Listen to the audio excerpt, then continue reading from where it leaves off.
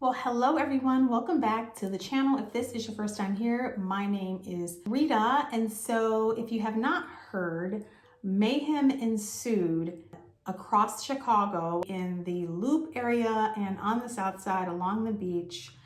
If you haven't seen the clips, I will play a little bit for you now.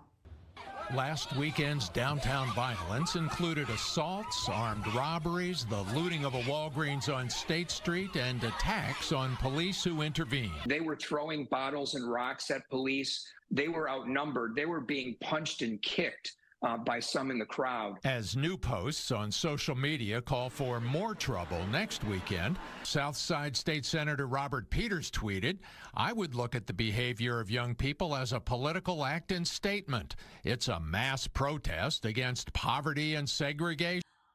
So what I keep hearing politicians say is that there are a lack of opportunities. They are lashing out because they're in poverty and, best of all, segregated. There are a lot of opportunities, but it's just a matter of if people really want to take advantage of the opportunities. A lot of these kids like being in the streets. There is a lack of self-control, obviously. A lot of these kids have been taught that violence is okay. A lot of these kids come from violent homes. We know they come from violent neighborhoods. What you talking about? Hey, hold on. Hit my car, bro. On my baby, hit my car. All you gotta do is touch it. On my baby, hit it. On my baby, hit it. On my baby, hit it. Hit it. I dare you. On my kids, it ain't for the movie. It ain't for the movie. It ain't for the movie. Because if she hit it, it's dead. I'ma drive that right out of her.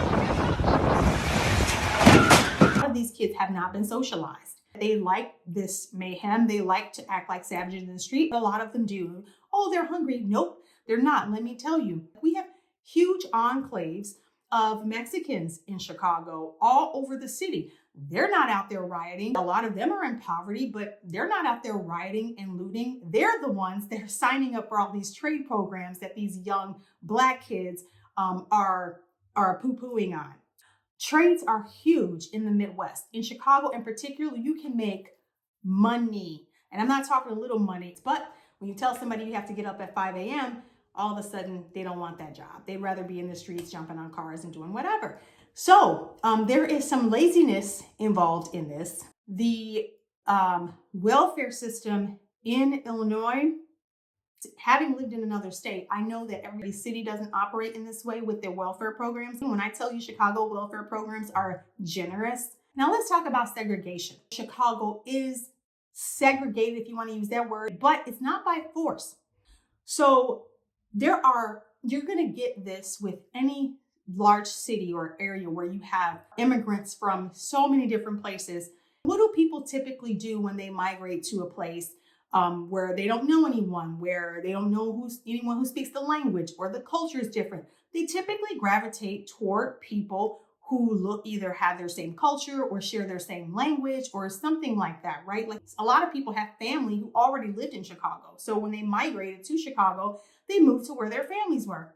Obviously, all the communities get along, except politicians have come over to the South and West sides to talk about how racist the North side is, even though Lori Lightfoot lives on the North side. The reality is nothing is going to change unless a move of God happens in these people's hearts. Otherwise, wickedness is going to be on their minds day in and day out, as Proverbs tells us. That is what is going to happen. So they are going to continue to rob and loot. Now, if the lawmakers would decide to lock these people up, that'd be great. But let's just pray that happens. I don't see it, and I'm not trying to be pessimistic, but let's just pray that happens. That is what we can do. Until next time, God bless. Ciao.